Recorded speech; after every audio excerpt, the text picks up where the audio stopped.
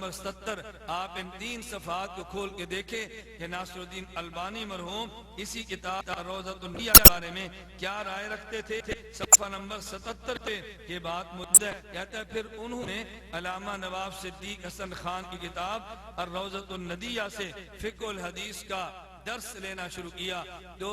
اتنے بڑے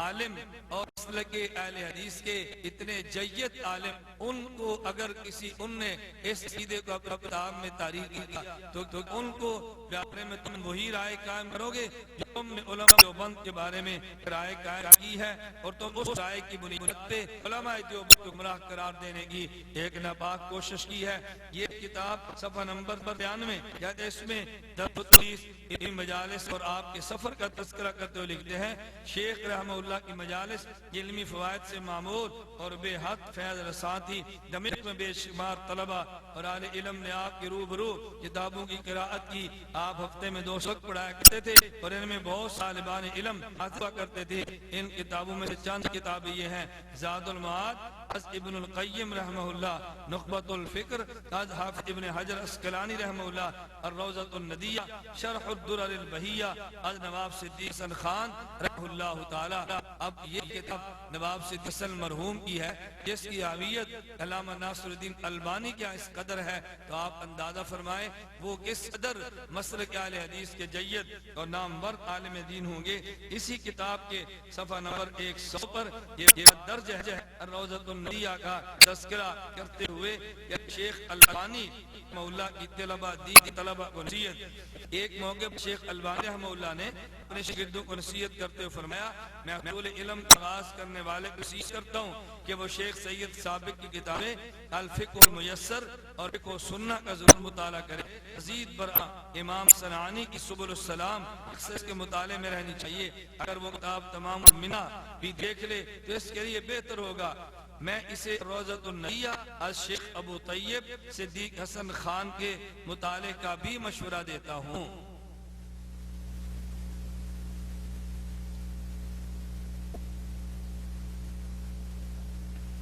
گرامی قدر سامعین، میں یہ 2-3 حوالہ جات پیش کر کے صرف یہ بات آپ کی خدمت میں پیش کرنا چاہ رہا ہوں کہ نواب صدیق حسن خان کوئی معمولی عالم نہیں بلکہ مسلک دین کے نہایت جید، نہایت بڑے علامہ اور عالم۔ دوستو اس قدر بڑا مصنف اگر اس عقیدے کو آپ کتب میں تحریر کرتا ہے تو پھر توصیف الرحمان نے نواب صدیق حسن خان مرحوم کا تذکرہ کیوں نہیں کیا؟ خلاصتاً میں نے عرض کر دی کہ توصیف الرحمان نے یہ جو تاثر دینے کی کوشش کی یہ عقیدہ مسمع دیوبند کا ہے۔ خدا کی قسم یہ دجل ہے، اللہ کی قسم یہ فریب ہے، اللہ کی قسم یہ جھوٹ اور بہتان ہے۔ یہ عقیدہ ماس علماء دیوبند کی کتب میں نہیں بلکہ مسلک اہل حدیث کے نامور علماء کی کتب میں یہ عقیدہ موجود ہے۔ اب آئیے مسلک کے نامور علماء کی کتب کا میں بھی ترتیب رکھتا ہوں جن میں یہ عقیدہ بڑی وضاحت کے ساتھ موجود ہے۔ نواب صدیق حسن مرحوم کے حالات زندگی پر مشتمل کتاب ان کے صاحبزادے جناب سید علی حسن خان صاحب نے معاصر صدیقی کے نام سے تحریر فرمائی ہے۔ اس کتاب کی جلد نمبر 4 صفحہ نمبر 38 تا 40 پر نواب صدیق حسن صاحب نے جو کہ ان کے ارشادات منقول ہیں آپ اس کو ملاحظہ فرمائیں اور اس کے بعد فیصلہ یہ کریں کہ یہ مسئلہ وحدت الوجود کا جس کو کفریہ اور شرکیہ عقیدہ کہہ کر توصیف الرحمان علماء دیوبند کے کھاتہ میں ڈال رہے ہیں، نواب صدیق حسن صاحب جیسے اہل حدیث علماء کی رائے اس کے بارے میں کیا ہے؟ نواب صاحب کے بارے میں یعنی وہ تحریر کرتے ہیں بہرحال اس مسئلہ وحدت الوجود کا دار و مدار حضرات صوفیاء کے کشف و شہود پر ہے اور علماء اور صوفیاء نے اس کے متعلق بہت سی کتابیں اور رسائل کے ہیں، مثلا طبقہ قادریہ میں شیخ محی الدین ابن عربی وغیرہ۔ آگے ایک علماء کی لمبی فہرست ہے جن نے اس مسئلے پر کتب تحریر کی ہے۔ آگے لکھتے ہیں ہم چونکہ ان اختلافات کے بعد پیدا ہوئے ہیں اس لیے ہم کو طرفین میں کسی ایک کی طرف جذباً ملان نہیں ہو سکتا۔ مذہب وحدت وجود اور مذہب وحدت شہود دونوں پر اگر نظر ڈالی جائے تو جس طرح ایک جانب بہت سے دلائل ہیں اسی طرح دوسری طرف بھی بہت سی دلیلیں ہیں۔ ہم اعتقاداً لازم ہے ہم کسی جانب بھی ضلالت اور گمراہی کا خیال دل میں نہ لائیں کیونکہ اس میں بہت سے علماء کرام اور مشائخ اعظام کی تدلیل و تکفیر لازم آتی ہے۔ وحدت وجود کی اس بات یا ابطال میں لب کشائی نہ کرنی چاہیے۔ اگر خود فہم ہے تو اپنی فہم پر قناعت کرے، اور اگر وہ نہیں جانتا تو ان اقوال کو ان کے قائلین پر چھوڑ دے۔ فَأَنَّ هَذَا صِرَاطِي مُسْتَقِيمًا فَاتَّبِعُوهُ وَلَا تَتَّبِعُوا السُّبُلَ فَتَفَرَّقَ بِكُمْ عَنْ سَبِيلِهِ ذَلِكُمْ وَصَّاكُمْ بِهِ لَعَلَّكُمْ تَتَّقُونَ۔ نہیں جانتے ہم وجود و شہود، یہ باتیں ہیں دو اور خدا ایک ہے۔ پھر لکھتا ہے کہ مسئلہ وحدت وجود و شہود جس سے مراد ہستی حق اور نیستی خلق ہے، اور یہی اعتقاد اس مسئلہ کا روح ہے۔ اگر مخلوقات کی نیستی کو زمانے حال و استقبال میں پیش نظر رکھا جائے تو یہ امر شرع کے اصل مقصد کے منافی نہیں ہے۔ البتہ جو اختلافات اقوال و احوال اور اس کے شر و بسط میں پیدا ہو گئے ہیں، کوئی شک نہیں کہ وہ شریعت سے کسی قدر بعد رکھتے ہیں اور ایک عالم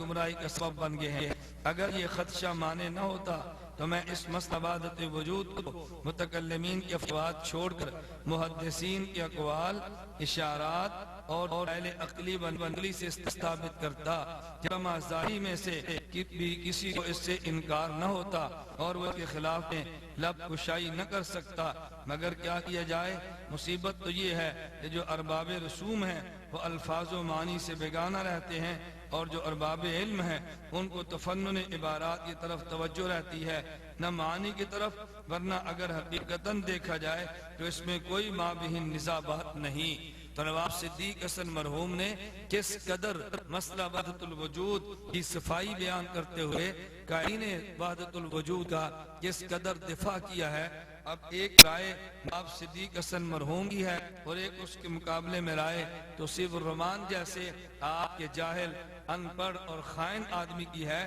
تو فیصلہ آپ فرمائیں کہ آپ نواب صدیق حسن مرحوم کی بات کو ترجیح دیں گے یا آپ توصیف الرحمان کی بات کو ترجیح دیں گے۔ اور توصیف الرحمان نے جو وحدت الوجود کے عنوان پر فتوے لگائے ہیں، ان فتووں سے کیا نواب صدیق حسن مرحوم بچ سکیں گے؟ پھر یہی نواب صدیق حسن خان مرحوم جناب ابن عربی کے بارے میں کہ جو وحدت الوجود کے عقیدے کے بانی شمار کیے جاتے ہیں، مسئلہ وحدت الوجود کے بانی وہی تصور کیے جاتے ہیں، انہی ابن عربی کے بارے میں علماء کی اگر مختلف آراء سامنے آئی ہیں تو نواب صدیق حسن اپنی کتاب التاج المکلل کے صفحہ نمبر 175 پہ اپنے محققین کا مذہب اور مسلک، اپنے محققین کی رائے نقل کرتے ہوئے ان الفاظ میں تحریر فرما رہے ہیں، کہتے ہیں قلت والمذہب الراجح فیہ علی ما ذهب الیہ العلماء المحققون الجامعون بین العلم والعمل والشرع والسلوک السکوت فی شانہ وصرف کلامہ المخالف لظاہر الشرع الی محامل حسنہ وکف اللسان عن تکفیرہ وتکفیر غیرہ من المشائخ الذین ثبت تقواہم فی الدین وظہر علمہم فی الدنیا بین المسلمین وکانوا فی ذروۃ علیا من العمل الصالح ومن ثم رأیت شیخنا الامام العلامہ الشوکانی فی الفتح الربانی مال الى ذلك وقال لکلامہ محامل ورجع عما کتبہ فی اول عمرہ بعد 40 سنتاً۔ کہتے ہیں صحیح اور درست مذہب وہ ہے کہ جو علماء محققین اور علم و عمل، شریعت اور سلوک کے جامع علماء کی رائے ہے، وہ یہ کہ ابن عربی کے بارے میں سکوت کیا جائے، ابن عربی کے بارے میں فتویٰ بازی سے کام نہ لیا جائے اور اسی رائے کو اختیار کیا جائے جو شیخ امام علامہ شوکانی نے رائے قائم کی ہے، اگرچہ وہ پہلے اول عمر میں ابن عربی کی ذات پر فتویٰ بھی لگایا کرتے، لیکن 40 سال بعد انہوں نے اپنے اس فتوے سے رجوع کر لیا، اور یہی نواب صدیق حسن اپنی اسی کتاب التاج المکلل کے پہلے صفحہ 175 پہ یہ مذہب راجح نقل کرتے ہیں، اور یہی نواب صدیق حسن مرحوم اپنی اسی کتاب التاج المکلل کے صفحہ نمبر 176 پہ ابن عربی کے بارے میں رائے قائم کرتے ہوئے کہتے ہیں وَأَقُولُ فِي هَذَا الْكِتَابِ إِنَّ السَّبَابَ مَا ذَهَبَ إِلَيْهِ الشَّيْخ احمد سرہندی مجدد الفسانی وشیخ الاجل مسند الوقت احمد ولی اللہ المحدث